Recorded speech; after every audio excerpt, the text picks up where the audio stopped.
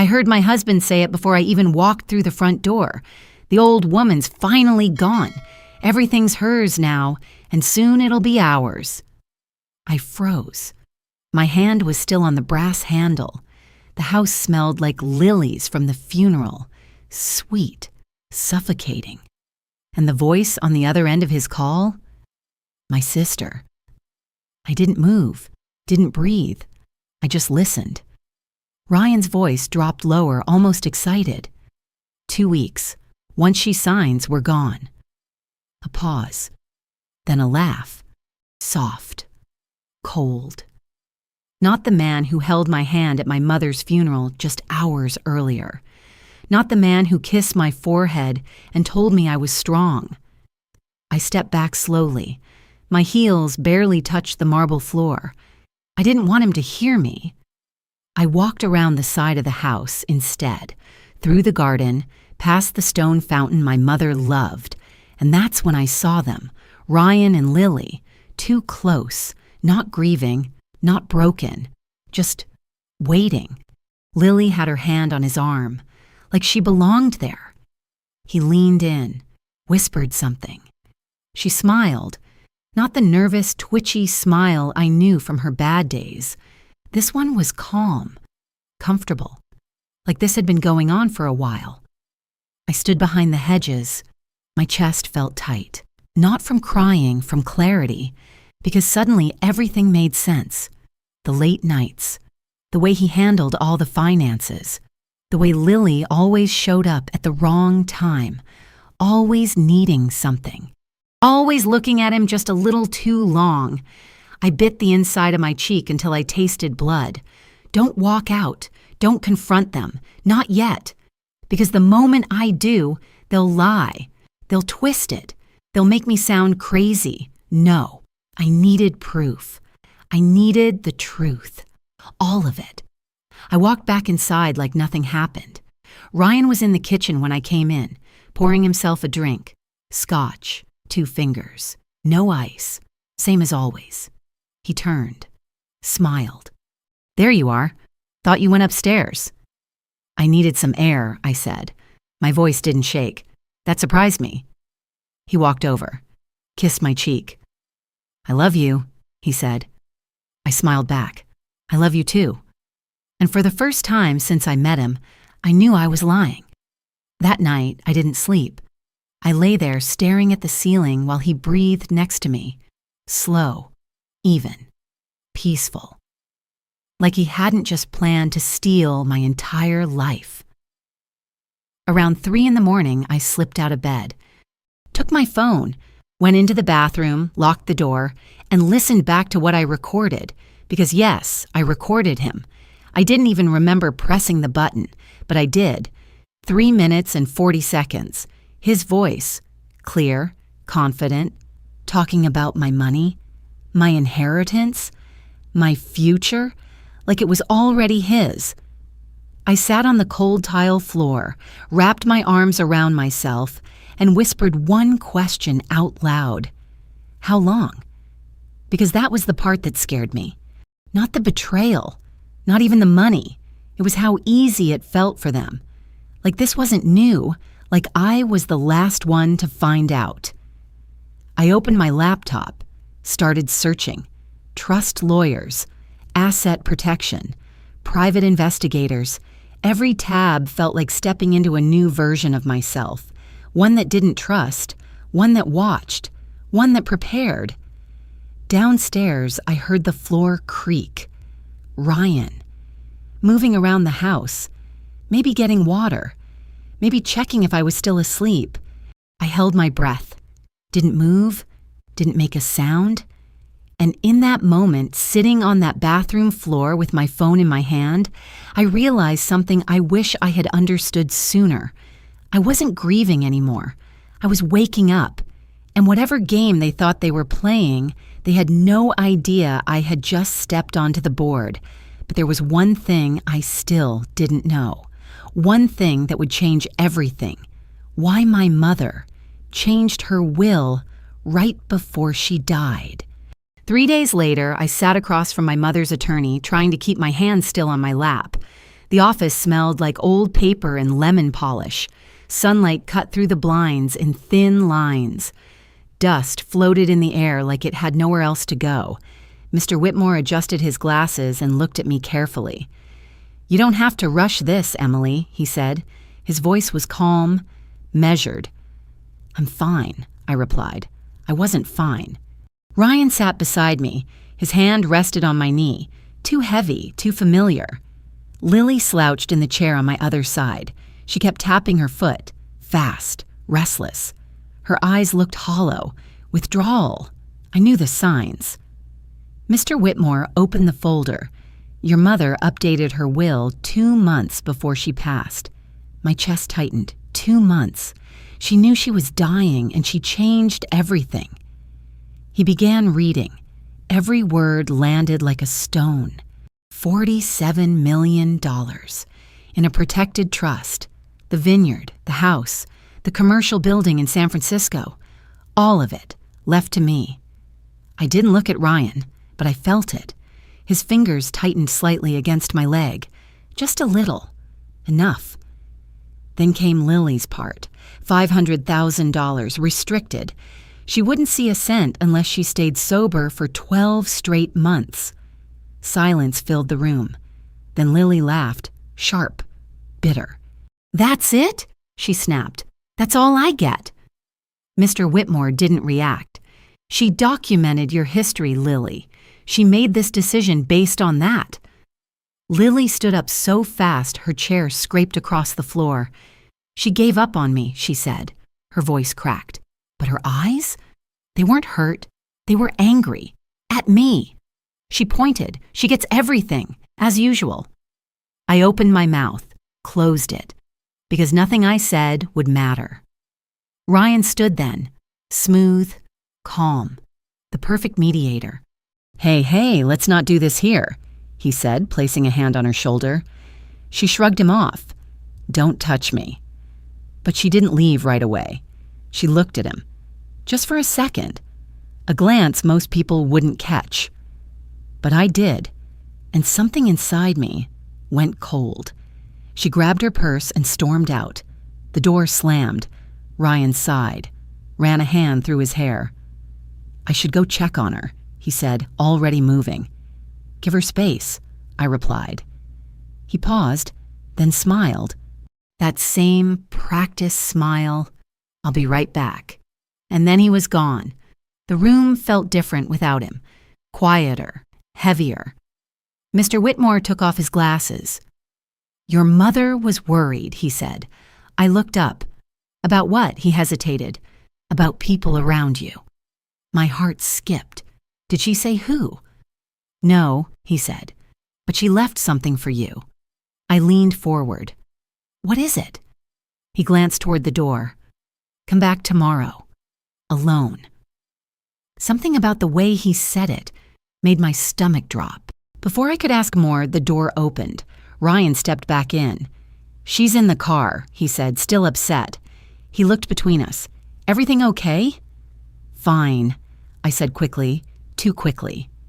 Mr. Whitmore gave me a look.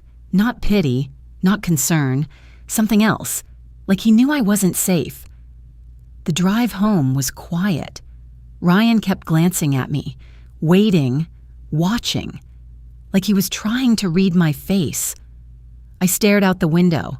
Vineyards rolled past in long green lines. My mother built all of this from nothing. Every vine, every stone, every dollar. And now I was sitting next to a man who thought it was already his. When we got home, he touched my arm. "You holding up okay?" I nodded. "I think I just need some time alone tomorrow," I said. "Of course," he replied, too quickly, too easy. He kissed my forehead. "I've got some meetings anyway." I smiled. Good. That night, I lay in bed again. But this time, I wasn't just thinking. I was planning. Because tomorrow, I was going back to that office, and whatever my mother left for me, I had a feeling it wasn't just money. It was a warning, and I was finally ready to hear it. I waited until Ryan's car disappeared down the road before I moved. I stood by the window a little longer than needed, just to be sure.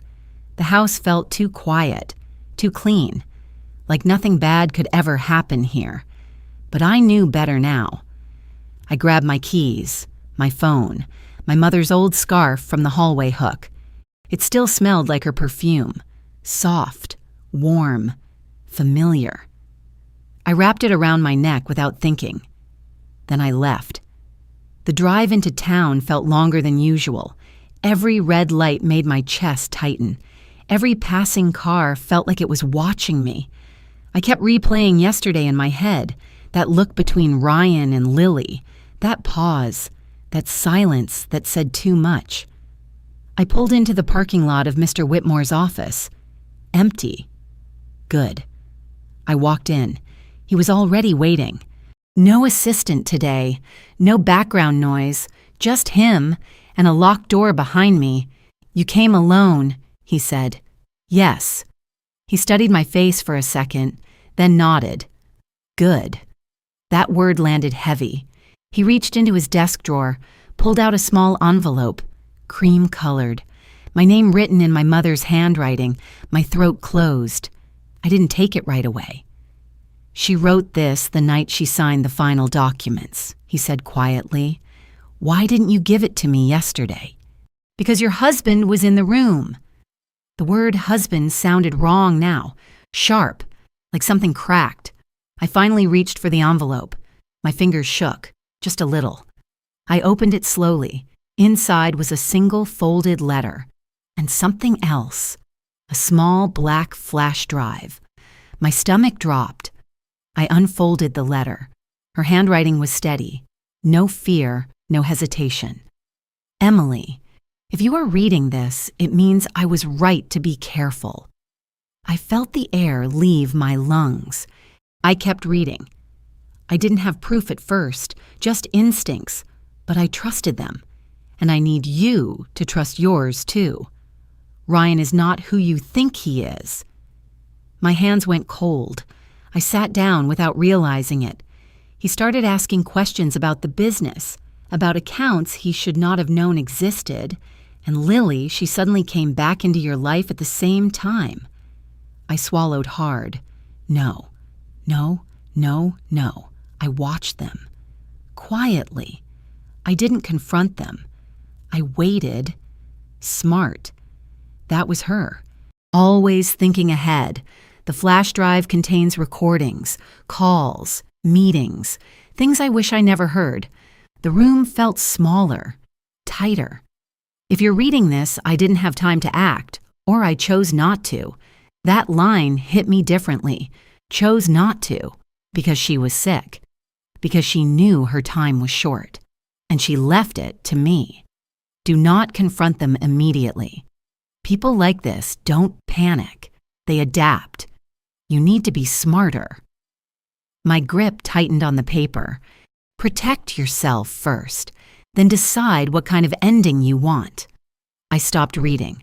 My vision blurred, not from tears, from something sharper, clarity.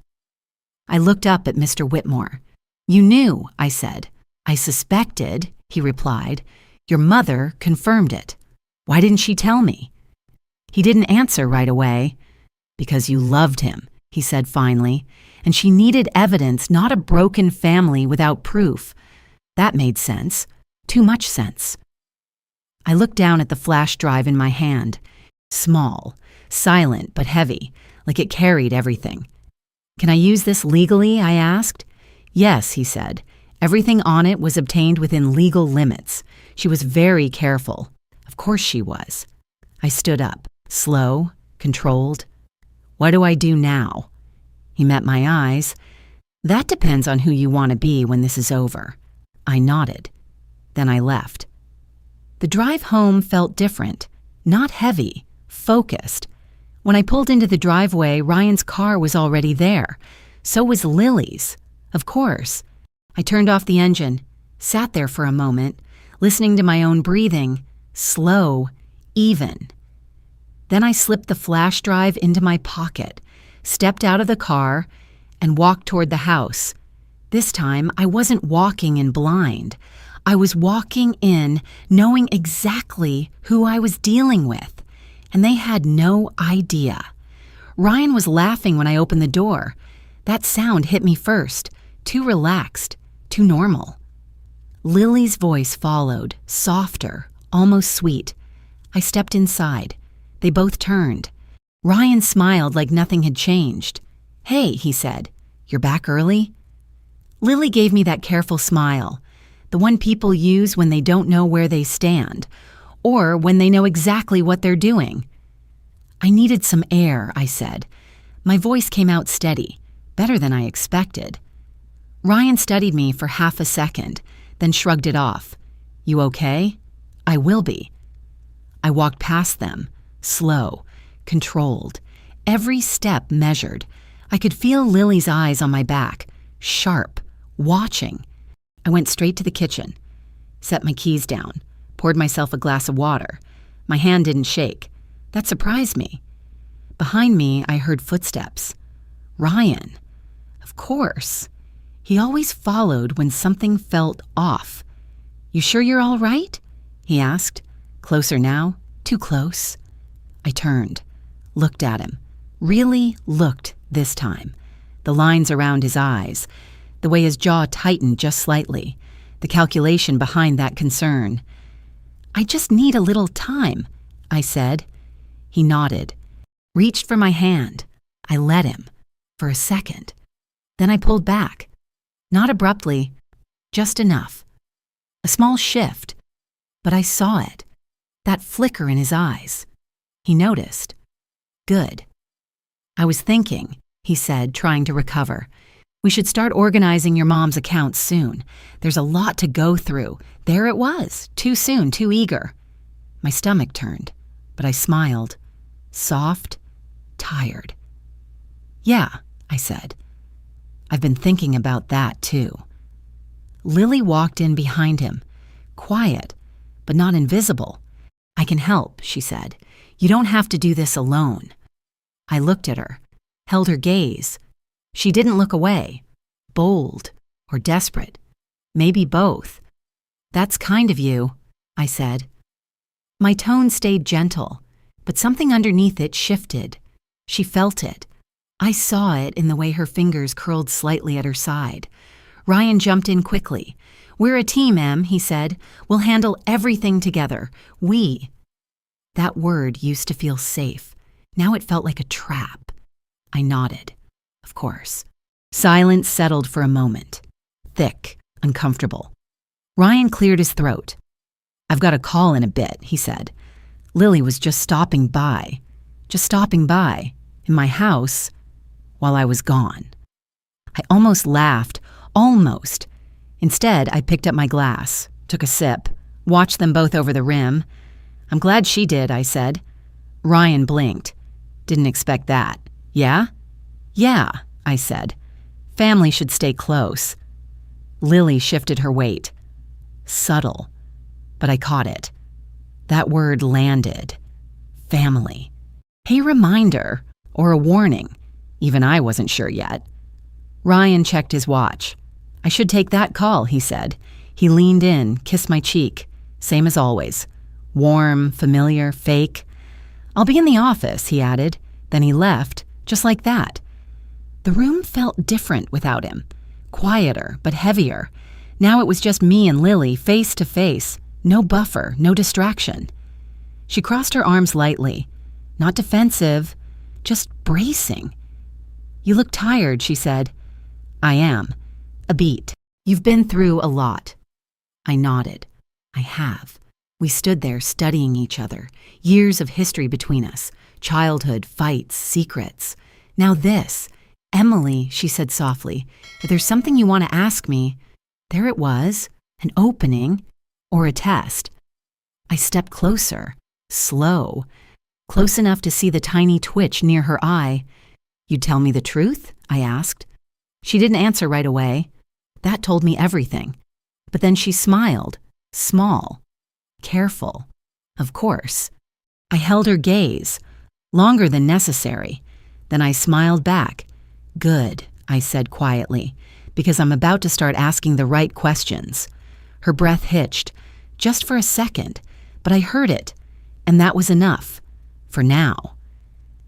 I didn't wait for her to speak again.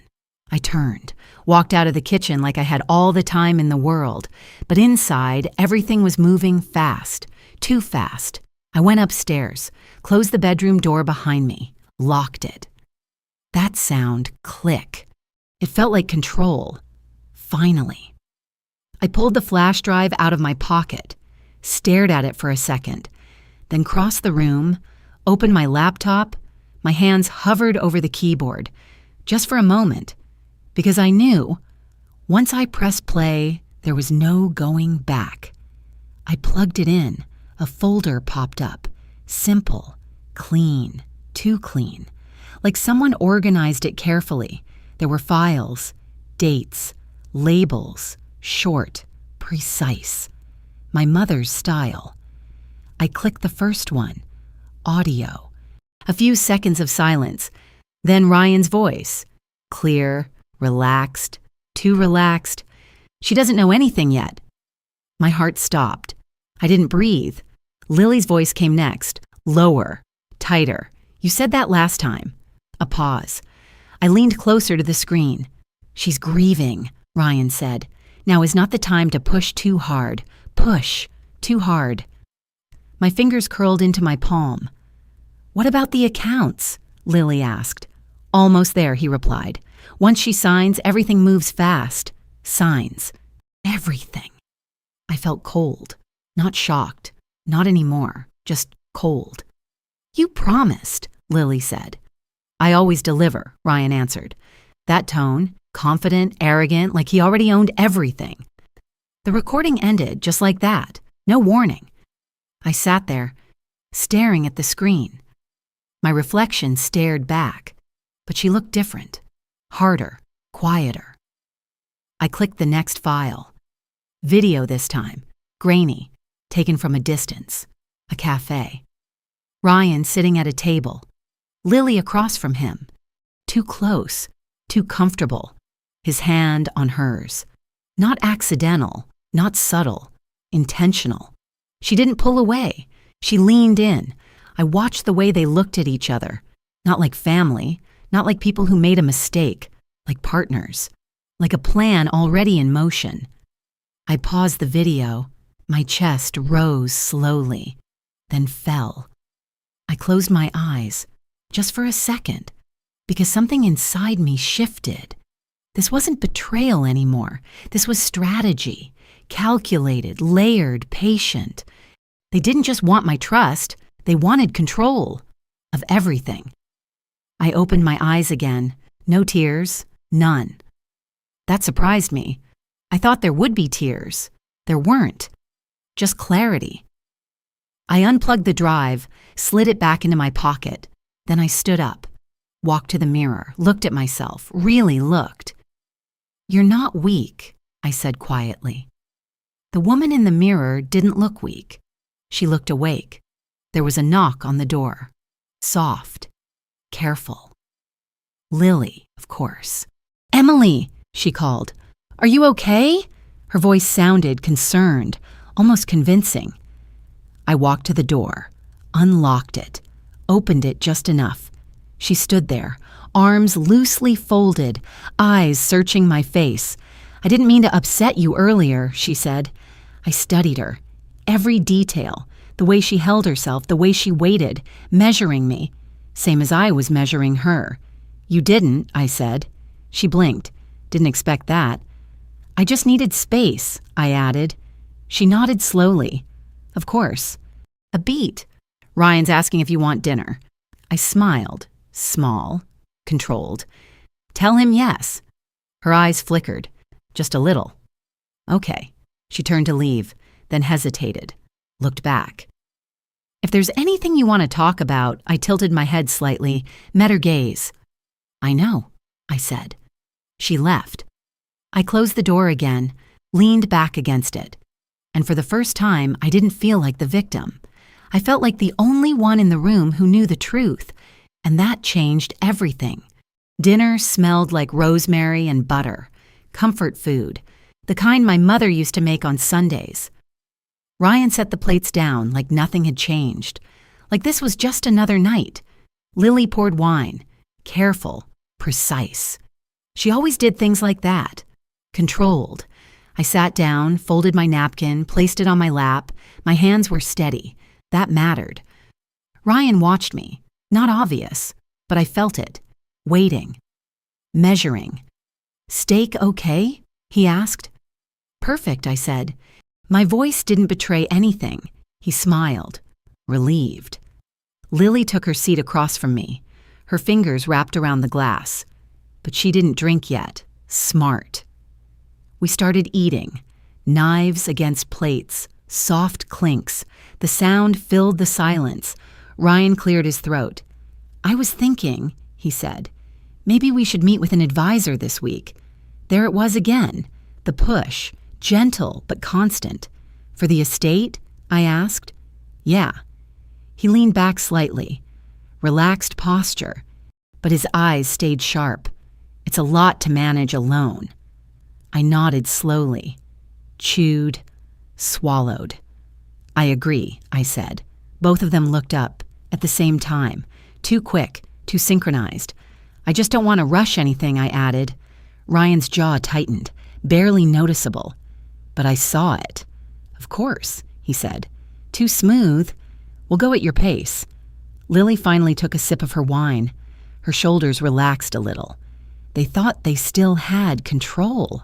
That was the mistake. I set my fork down, looked at Ryan. "Can I ask you something?" He smiled. "Anything." I held his gaze. "Did you ever think about what happens if I say no?"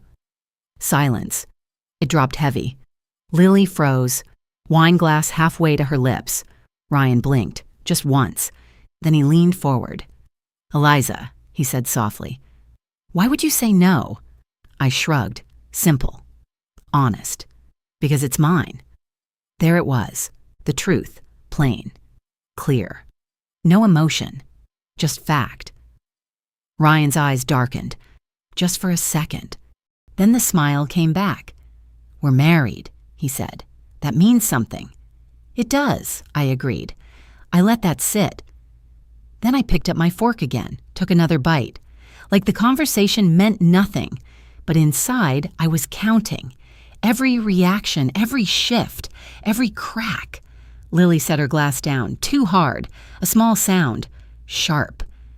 "I think we're all just trying to help," she said. Her voice had changed, less soft, more defensive. I looked at her, calm. "I didn't say you weren't." She held my gaze, longer this time. There was something there now, not just calculation, fear. Good. Ryan pushed his plate away. "I've got an early morning," he said. "Translation." He needed space, to think, to adjust. He stood, leaned down, kissed my head. Same routine, same lie. "I love you," he said. I smiled, soft, measured. "I know. Not I love you too." He paused, just a fraction, then walked away. I heard his footsteps fade down the hall. A door closed. Now it was just me and Lily again. The air felt different, tighter. She leaned forward slightly, lowered her voice. "What are you doing?" she asked. There it was, no pretending now. I tilted my head. "What do you mean?" Her eyes narrowed. "You're acting different." I held her gaze, didn't blink. "People change," I said. She shook her head. "No? Not like this." I leaned back in my chair, slow, controlled. "Then maybe you never knew me." That landed, hard. She sat there, silent, searching my face, trying to figure out how much I knew. I let her wonder, because that was my advantage, and I wasn't giving it up. I woke up before sunrise. No alarm, no noise, just instinct. The house was quiet, too quiet. I lay there for a moment, staring at the ceiling, listening. Ryan's side of the bed was empty, cold.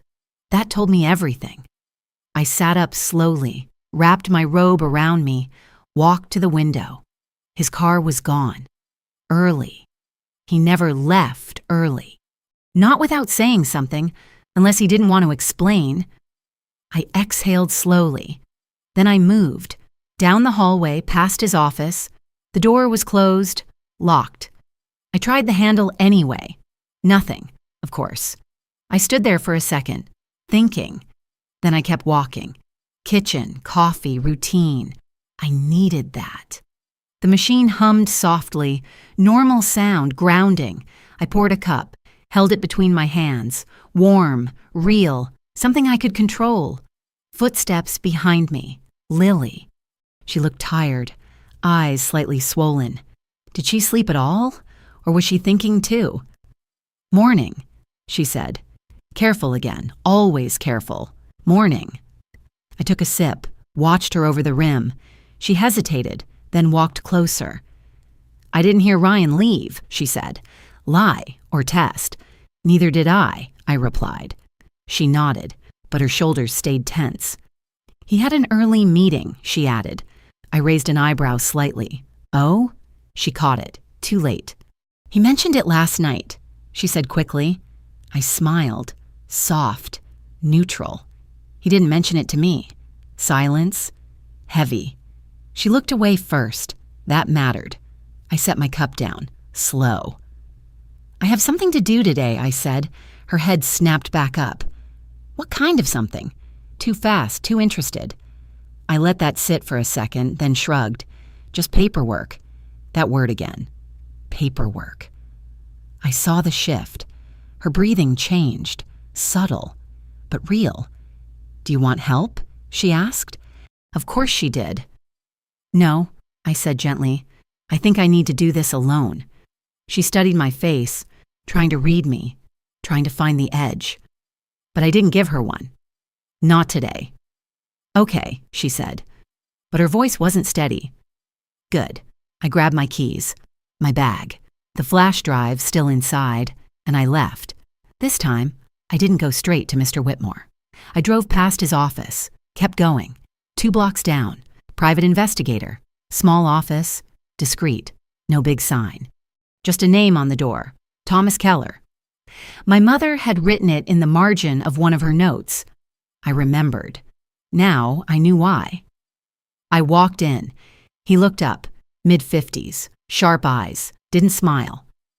I need help, I said. He leaned back slightly, studied me. What kind of help? I pulled the flash drive out, placed it on his desk. Evidence, I said. His expression didn't change, but his attention sharpened. Of what? I met his eyes, my husband, a beat, and my sister. That got him. Just a flicker. But I saw it. Sit, he said. I did. He plugged the drive in, started scanning the files. Didn't rush, didn't react. Professional. Minutes passed, long ones. Finally, he leaned back, folded his hands. You're in deeper than you think, he said. I nodded, I figured. He looked at me again, longer this time. You want proof, he said. Not a question, a statement. Yes. How far are you willing to go? I didn't answer right away. I thought about my mother, her letter, her warning. Then I spoke. As far as I need to, he nodded once. Slow. Then we do this right, he said. No mistakes. I leaned forward slightly. What does that look like? His eyes didn't leave mine. It looks like patience, he said. Because people like them. He tapped the desk lightly. They don't just take. A pause. They plan. I felt something settle inside me, cold, clear. So do I said. And for the first time, I meant it. I didn't go home right away. I sat in my car for a while, engine off, hands on the wheel, breathing slow. Because what Thomas said stayed with me. They plan. So do I. I looked at my reflection in the rearview mirror. Same face, same woman. But something had shifted. I wasn't reacting anymore. I was choosing. That difference matters. I started the car, drove home, normal speed, no rush, no panic. When I pulled into the driveway, Ryan's car was back. Lily's too. Of course. I stepped out, smoothed my jacket, walked in. They were in the living room, close, too close again. They pulled apart when they saw me, not fast enough, but faster than yesterday. Progress. Hey, Ryan said, that same voice, that same ease. How was your day? I set my bag down, calm, productive. He smiled. Good. He watched me, waiting for details. I didn't give him any. Lily stood up. I was just leaving, she said. She grabbed her purse, too quickly. She wanted distance now. Smart. Drive safe, I said. She paused, looked at me, like she wanted to say something, then didn't. She left. The door closed. Ryan exhaled. Subtle, but I heard it. He turned back to me. So, he said, what kind of paperwork? There it was. I walked past him. Slow, controlled. Legal stuff, I said, vague on purpose. He followed. Of course. You talked to someone? His tone changed, just a little. Careful now, measured. I stopped, turned, looked at him. Yes, a beat. Who? Direct, no hesitation. I smiled, small. Someone my mom trusted. That hit him. I saw it, quick, sharp, then gone. What did they say? He asked. I stepped closer, close enough to see the tension in his jaw. They said I should take my time. Silence, heavy, uncomfortable. That's reasonable, he said. But his voice didn't match his face. I nodded. Yeah, I thought so too. I moved around him, back to the kitchen, opened the fridge. Normal motion, normal sound. But I could feel him behind me, thinking, adjusting, recalculating. What about us? He asked. Soft now, trying a different angle. I closed the fridge, turned. What about us? He stepped closer, lowered his voice. We're a team, he said. You don't have to handle this alone. There it was again. Team. I tilted my head, studied him.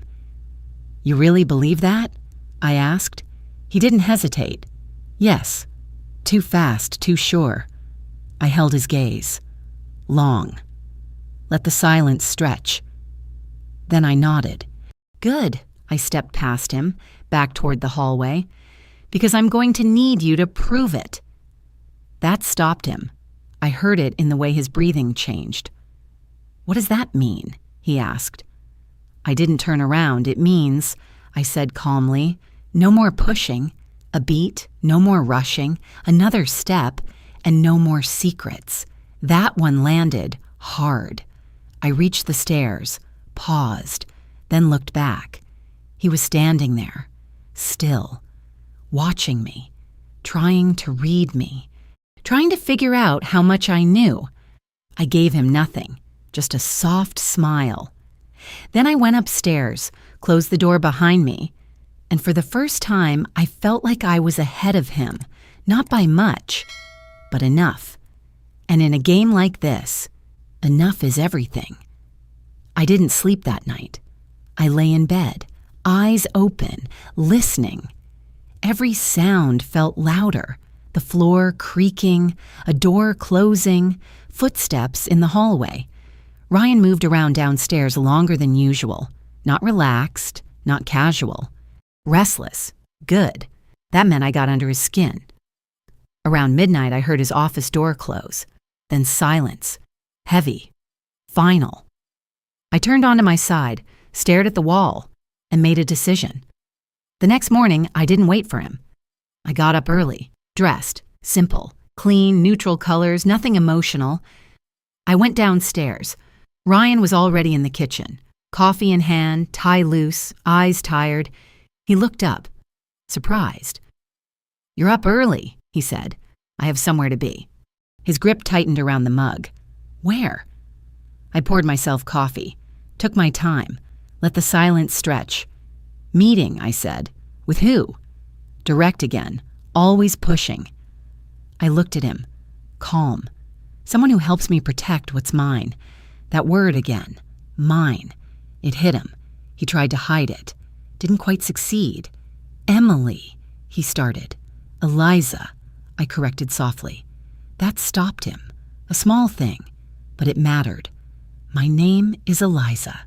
He blinked, confused, thrown off. Good. Okay, he said slowly. Eliza. I nodded, took a sip, then set the cup down. I'll be back later. I grabbed my bag, keys, and left. This time, I drove straight to Thomas. He was already expecting me. Didn't waste time. I pulled records, he said. He slid a folder across the desk. Thin, but heavy. I opened it. Bank transfers. Small amounts. Spread out, consistent. Over time. My chest tightened.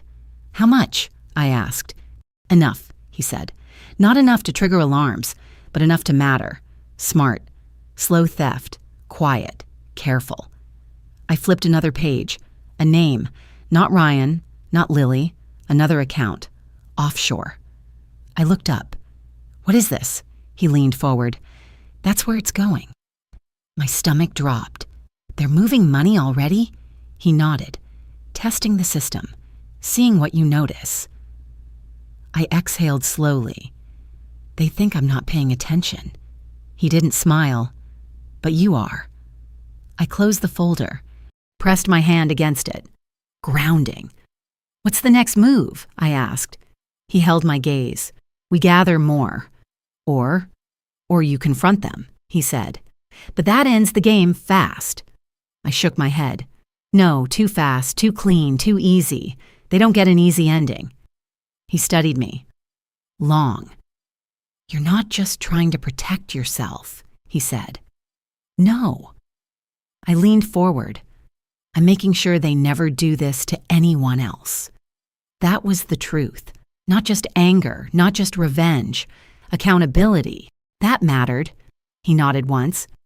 Then we build a case. I stood, took the folder. Good. As I reached the door, he spoke again. Be careful, he said. I paused, looked back. I am. And I meant it. When I got home, the house was quiet. Too quiet. Ryan's car was gone. Lily's too. But something felt off. Subtle. Wrong. I stepped inside, listened, still. Then I saw it. My office door, open. Just a crack. I stopped. My pulse slowed, not faster, slower, controlled. I walked toward it. Each step measured, careful. I pushed the door open. Everything looked normal. Desk, laptop, files. But I knew better now. I stepped inside, closed the door behind me. And that's when I saw it. My drawer. Slightly out of place. Barely noticeable. But not to me. Someone had been here, searching, looking for something, or checking if I found something. I stood there, still. Then I smiled, because now I knew one thing for sure.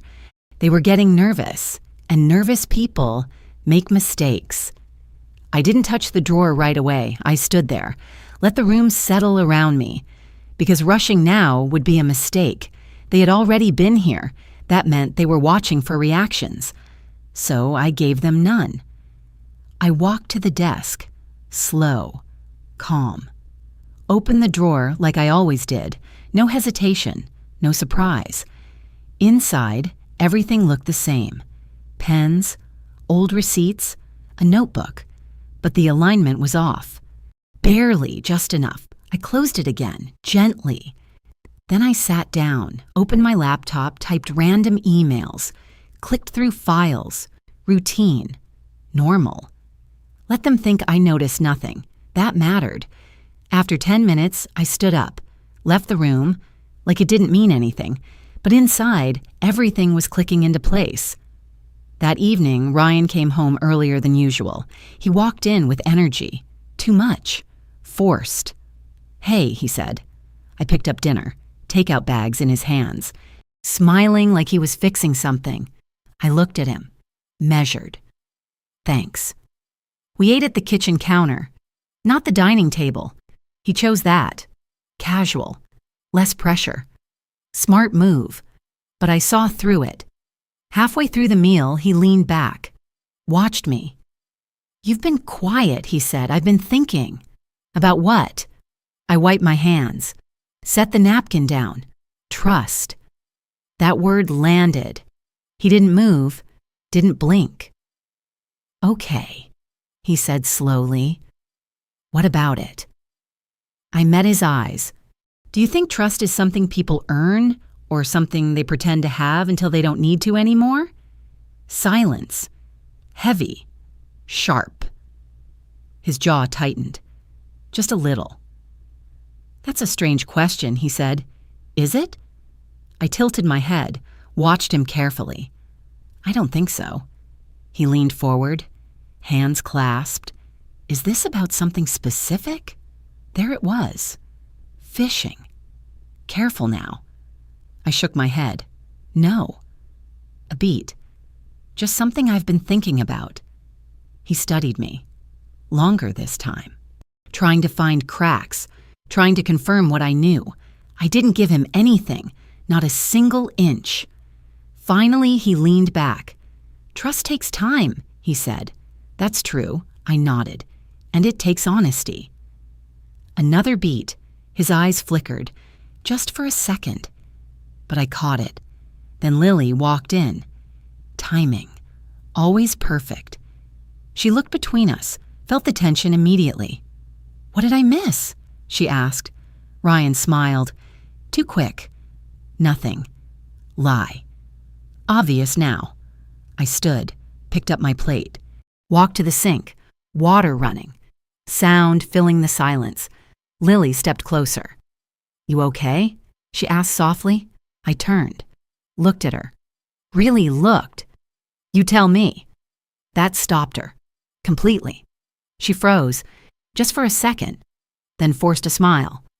I don't know what you mean. Of course she didn't. Not out loud.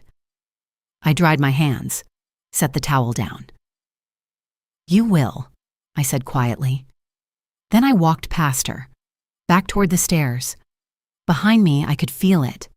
The shift, the tension tightening. They were no longer comfortable, no longer confident. And that was exactly where I needed them. Upstairs, I closed my door, locked it. Then I finally let myself exhale. Long, slow. Because now the game had changed. They knew something was off. But they didn't know what. And that uncertainty, that was my weapon. I sat on the edge of the bed, pulled out my phone, typed one message. To Thomas. They're getting nervous. His reply came fast. Good. I stared at the screen, then typed again. What's next? There was a pause this time, longer. Then his answer appeared. Now we make them move. I leaned back, closed my eyes, because I knew exactly what that meant. Pressure, timing, and one mistake. That's all it would take, and they were getting very close to making it. I didn't have to wait long. They moved faster than I expected. That's what pressure does. It makes people sloppy. The next morning, Ryan was already dressed when I came downstairs. Suit on, tie perfect, too perfect. He didn't even look at his phone, which meant he was focused, on me. Good morning, he said, too calm. I poured coffee, watched him over the steam. Morning, a pause. Then he stepped closer. We need to talk. There it was. Finally. I turned, leaned against the counter. About what? He exhaled. Slow, controlled. This tension, he said. Whatever's going on, we need to clear it. I nodded slightly. Okay. He studied me. Searching. This isn't like you, he said. I almost smiled. You're right. That threw him off. Just enough. So tell me what's wrong, he pushed. I let the silence stretch. Then I said it. I know. 2 words. That's all it took. His face didn't change right away, but his eyes did. Sharp, alert, dangerous. Know what? He asked. Careful now. Very careful. I held his gaze, didn't blink. About the money. That was enough. His shoulders stiffened. Not dramatic, but real. That's not what you think, he said quickly. Too quickly. I straightened, stepped closer. What do I think, Ryan? He hesitated. First real hesitation I'd seen. You're overwhelmed, he said. You're grieving. You're looking for something to blame. There it was. Gaslighting. Predictable.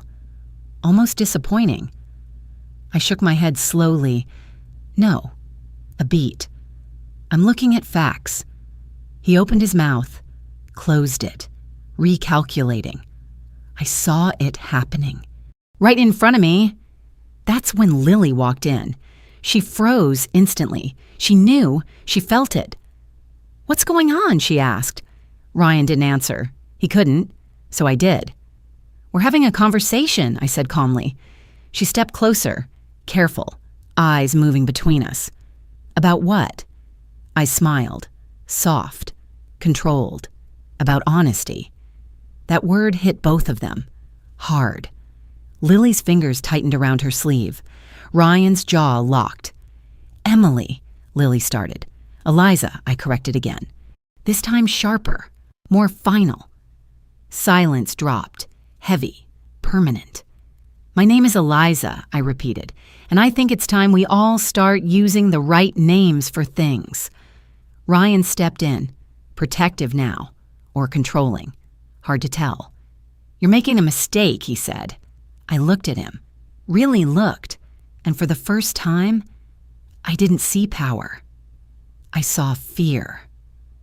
No, I said quietly. You did.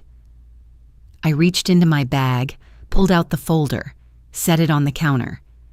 The sound echoed. Louder than it should have. Ryan stared at it, didn't touch it.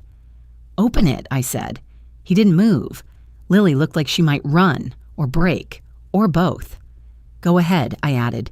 My voice didn't rise. It didn't need to. Ryan finally reached forward, slow, like the paper might burn him. He opened it, flipped the first page, then the second. His breathing changed, subtle, but I heard it. Lily stepped closer, looked over his shoulder, and then her face went white, completely. This isn't, Ryan started. It is, I cut in, flat, final. You've been moving money, I said, slow, careful, quiet, a beat, but not careful enough. Silence. Then Lily spoke, barely above a whisper. What do we do? Wrong question, but honest, finally honest. I looked at her, held her gaze. You tell the truth. Ryan shook his head. No, he said quickly. We don't need to do that. Still clinging to that word. I stepped back, created distance. Physical, emotional. You don't get to decide that anymore, I said. And in that moment, everything shifted. Because now, they knew. Not just that I suspected, but that I had proof. And once truth enters a room like that, nothing survives it unchanged. Ryan dropped the folder like it weighed too much, like truth had a physical form. This isn't enough, he said. But his voice didn't match his words. It cracked. Just a little. Lily stepped back, shaking now, not acting, not controlled. Real fear. Eliza, she whispered. I didn't move, didn't soften. Stop, I said quietly. She froze. I'm done listening to half-truths, I continued. Ryan ran a hand through his hair, pacing now, trying to regain control. There's a bigger picture here, he said. You don't understand. I understand enough, I cut in. Sharp, clean, you lied, a beat, you stole. Another beat. And you both thought I wouldn't notice. Silence. Heavy. Unavoidable. Lily broke first. I didn't want this, she said. Tears now? Fast? Messy? I needed help. I was drowning. I watched her. Didn't interrupt. Ryan said it was temporary, she added, that we'd fix it before you ever knew. Ryan turned on her. Stop talking. Too late, way too late. I stepped closer, focused on her. Help? I asked. My voice wasn't loud, but it landed. You call this help? She broke. Completely. I made a mistake, she cried. I shook my head slowly. No, I said. This wasn't one mistake, a beat. This was a choice. Repeated, over and over. Ryan stepped between us, protective again, or desperate. "You're blowing this out of proportion," he said. I laughed. "Once. Short, sharp. That's what you think this is?" I stepped around him. Not rushed, not emotional, just done. "I've already handed everything over," I said. That stopped him. "What?" I met his eyes, records, transfers, everything. His face drained. Completely. "To who?" he demanded. I didn't answer right away. Let it sit. Let it sink in. People who don't ignore things like this. That was enough. He understood. Of course he did. His whole posture changed. No more confidence, no more control. Just calculation, survival. "You didn't have to do that," he said. "Too soft now. Too careful." "I did," I replied, "because I respect myself enough to stop being manipulated." That landed deeper than anything else. Silence followed. Long. Uncomfortable. Final. I grabbed my bag, walked to the door. No hesitation. No looking back. "Eliza," Lily said behind me. Her voice cracked. I paused, just for a second. Then I spoke. "You don't get to call me that like you didn't betray it." I opened the door, stepped outside. The air felt different, lighter. Not because the pain was gone. It wasn't. But because I wasn't carrying it alone anymore. I walked to my car, sat down, hands on the wheel. Same position as before.